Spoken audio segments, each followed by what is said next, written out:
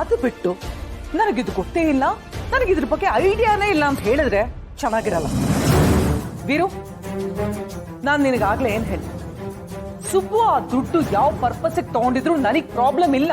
ಆದ್ರೆ ಇದು ನನಗೆ ಗೊತ್ತೇ ಇಲ್ಲ, ನನಗೆ ಗಮನಕ್ಕೆ ಬರಲೇ ಇಲ್ಲ ಅಂತ ಏನಾದ್ರು ಸುಳ್ಳು ಹೇಳಿದ್ರೆ. ಒಂದು ನಿಮಿಷ ಅಕ್ಕ, ಸುಬ್ಬು ಈ ಮೆಸೇಜ್ ನೋಡು. ಈ ನಂಬರ್ ಇರೋ ಚೆಕ್ನ ಯಾರಿಗಾರು ಡಿಸ್ಟ್ರಿಬ್ಯೂಟ್ ಮಾಡಿ ಮರ್ತಿದ್ಯಾ ಅಂತ ನೋಡು. ಯಜಮಾನ್ರೆ, ಸೀರಿಯಲ್ ವೈಸ್ ಅಲ್ಲಿ ಈ ಚೆಕ್ ಎಲ್ಲ ನನ್ನ ಹತ್ರನೇ ಇದೆ. ಇದನ್ನೆಲ್ಲ ಮನೇಲಿ ಇಟ್ಟಿರ್ತೀನಿ. ಆದ್ರೆ 10 ಲಕ್ಷ ಚೆಕ್ ಹೇಗೆ ವಿತ್ಡ್ರಾ ಆಯ್ತು ಅಂದ್ರೆ ನನಗೆ ಗೊತ್ತಾಗ್ತಾ ಇಲ್ಲ. ಸರಿಯಾಗಿ ನೆನಪು ಮಾಡ್ಕೋ ಸುಬ್ಬು. ಗೊತ್ತೇ ಇಲ್ಲ ಅಂದ್ರೆ ಏನ್ ಅರ್ಥನೋ? ಅಂದ್ರೆ ಈ ವಿಷಯನ ಅವನು ಮುಚ್ಚಿಡ್ಬೇಕು ಅಂತ ಅನ್ಕೊಂಡಿದ್ದ. ಈಗ ನಮ್ಮೆಲ್ರಿಗೂ ಗೊತ್ತಾಗೋಗಿದ್ಯಲ್ಲ, ಈಗ ಹೇಗ್ ತಪ್ಪಿಸ್ಕೊಳ್ಳೋದು ಅಂತ ಯೋಚನೆ ಮಾಡ್ತಿದ್ದಾನೆ ಅಂತ ಅರ್ಥ.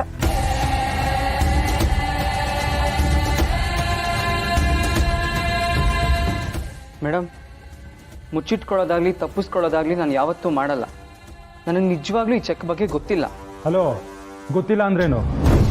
ಹಾಗಾದ್ರೆ ನೀನು ಹೇಳೋ ಲೆಕ್ಕಾಚಾರಕ್ಕೆ ಚೆಕ್ಕಿಗೆ ಕಾಲ್ ಬಂದು ಯಾವುದೋ ಅಕೌಂಟ್ಗೆ ಹೋಗಿ ವಿತ್ಡ್ರಾ ಹೇಗೋ ಆಗುತ್ತೆ.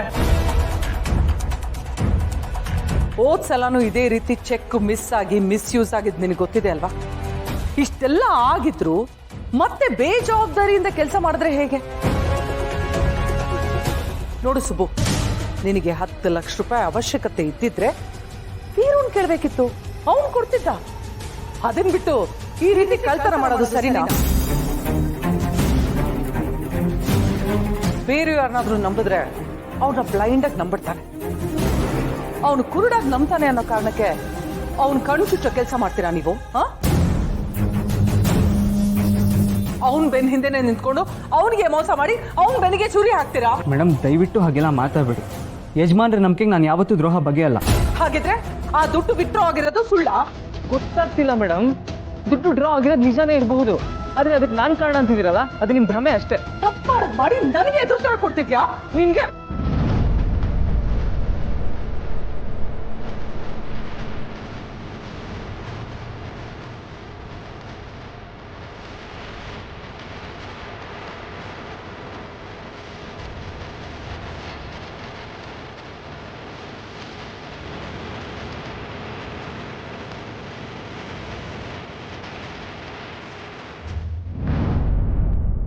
ಆ ಚೆಕ್ ತಗೊಂಡಿದ್ದು ನಾನು.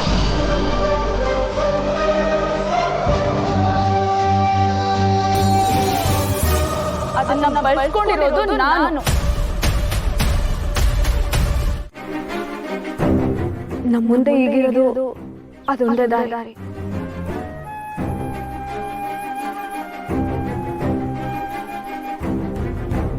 ವಿಶಾಲು, ವಿಶಾಲು, ಒಂದು ಕಪ್ ಟೀ ಕೊಡೆ. ಒಂದು ಕಪ್ ಟೀ ಕೊಡೆ. ಈ ಮನೇಲಿ ಏನ್ ನಡೀತಿದೆ, ಯಾರ್ಯಾರು ಏನೇನ್ ಮಾಡ್ತಿದ್ದಾರೆ ಅನ್ನೋದ್ರ ಬಗ್ಗೆ ಸ್ವಲ್ಪನಾದ್ರೂ ಉಸಾಬರಿ ಇದೆಯಾ ನಿಮ್ಗೆ? ಬೆಳಿಗ್ಗೆ ಗಡತ್ತಾಗಿ ತಿನ್ಕೊಂಡು ಹೋಗ್ತೀರಾ, ಮಧ್ಯಾಹ್ನ ಬರ್ತೀರಾ, ಊಟ ಮಾಡ್ಕೊಂಡು ಹೋಗ್ತೀರಾ, 4 ಗಂಟೆ ಅಷ್ಟೊತ್ತು ಬಂದ್ಬಿಟ್ಟು ಟೀ ಕೊಡೆ ಅಂತೀರಾ. ಅಲ್ರಿ, ಅಷ್ಟೊಂದು ದುಡ್ದು ಕಟ್ಟೆ ಹಾಕುವಂಥದ್ದು ಏನು ಅಂತ? ಅಯ್ಯೋ, ನಾನು ಯಾಕೆ ಸುಳ್ಳು ಹೇಳಿ? ದುಡ್ದು ಕಟ್ಟೆ ಹಾಕುವಂಥದ್ದು ಏನಿಲ್ಲ ಕಣೆ. ನಮ್ಮ ಆಟೋ ಸ್ಟ್ಯಾಂಡ್ ಹತ್ರ ಒಂದು ಕಟ್ಟೆ ಇದೆ. ಆ ಕಟ್ಟೆ ಹತ್ರ ಒಂದು ಹೊಂಗೆ ಮರ ಇದೆ. ಆ ಹೊಂಗೆ ಮರದ ಕೆಳಗಡೆ ನಮ್ಮ ಆಟೋನ ನಿಲ್ಲಿಸಿ ಅಲ್ಲೊಂದು ನಿದ್ದೆ ಹೋದ್ರೆ ಹೊತ್ತು ಹೋಗೋದೇ ಗೊತ್ತಾಗಲ್ಲ ಅಂತೀನಿ. ಬೆಳಿಗ್ಗೆ ಮಲಗಿದ್ರೆ ಕಣ್ಣು ಮುಚ್ಚಿ ಕಣ್ಣು ತೆಗಿಯೋಷ್ಟರಲ್ಲಿ ಮಧ್ಯಾಹ್ನ ಆಗೋಗುತ್ತೆ. ಮಧ್ಯಾಹ್ನ ಮಲಗಿದ್ರೆ ಕಣ್ಣು ಉಜ್ಜಿ ನೋಡಿದ್ರೆ ಸಂಜೆ ಆಗೋಗುತ್ತೆ ಕಣೆ. ಅದೆಲ್ಲ ಇರ್ಲಿ, ಹೋಗೋಗು, ಒಂದು ಕಪ್ ಟೀ ತಗೋಬಾ. ಏನ್ರಿ ಆಗಿದ್ದೆ ನಿಮ್ಗೆ? ತಲೆ ಬೀಳೋ ಟೈಮ್ನಲ್ಲೂ ತಮಾಷೆ ಮಾಡ್ಕೊಂಡಿದ್ದೀರಲ್ಲ. ತಲೆ ಹೋಗ್ತಾ ಇದೆಯಾ? ಯಾರ ತಲೆ ಹೋಗ್ತಾ ಇದೆಯಾ? ಏನೇ ಮಾತಾಡ್ತಿದ್ಯಾ? ಅದು ಆಟೋ ಸ್ಟ್ಯಾಂಡ್ ಅಲ್ಲಿ ಮಲಗಿರ್ತೀನಿ ಅಂದ್ರಲ್ಲ, ತಲೆ ಮೇಲೆ ತಲೆ ಬಿದ್ರು ಬುದ್ಧಿ ಬರಲ್ಲ ನಿಮ್ಗೆ ಅಂತೆ.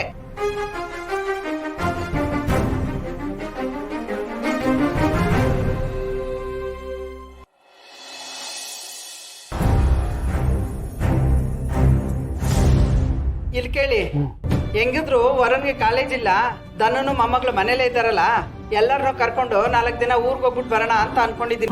ಏನು ಊರಿಗೆ ಹೋಗದ? ಇದೇನಮ್ಮ ನಿನ್ಗಿದ್ದಕ್ಕಿದ್ದಂಗೆ ಊರ್ ನೆನ್ಪಾಯ್ತಾ? ತಾತನ ಮನೆಗೆ ಹೋಗ್ತೀವಿ. ಸರಿ ವಿಶಾಲು, ನೀವೆಲ್ಲ ಊರಿಗೆ ಹೊಟ್ಟೋಗ್ಬಿಟ್ರೆ ನಾನು ಊಟ ತಿಂಡಿಗೆ ನನ್ಗೇನೇ ಮಾಡೋದು? ಏನ್ರಿ ಹಿಂಗ್ ಕೇಳ್ತಾ ಇದ್ದೀರಾ? ನಾವೆಲ್ಲ ಇರೋದು ನಿಮ್ಗೆ ಬೇಯಿಸಿ ಬೇಯಿಸಿ ಹಾಕೋದಿಕ್ಕ ನಮ್ಗೆ ಅಂತ ಆಸೆ ಆಕಾಂಕ್ಷೆ ಏನು ಇರೋದಿಲ್ವಾ? ಸರಿ ಸರಿ ಸರಿ ಮರೈತಿ ಬಾಯೆಲ್ಲ ಬೆಂಕಿ ಕಾರ್ಬೇಡ ಕಡೆ. ಯಾವತ್ತು ಹೋಗ್ತಾ ಇದ್ರಿ? ಯಾವತ್ತೂ ಅಲ್ಲ, ಇವತ್ತೇ ಸಾಯಂಕಾಲ 7:30 ಬಸ್ಗೆ ಹೊರಡ್ತಾ ಇದ್ದೀವಿ.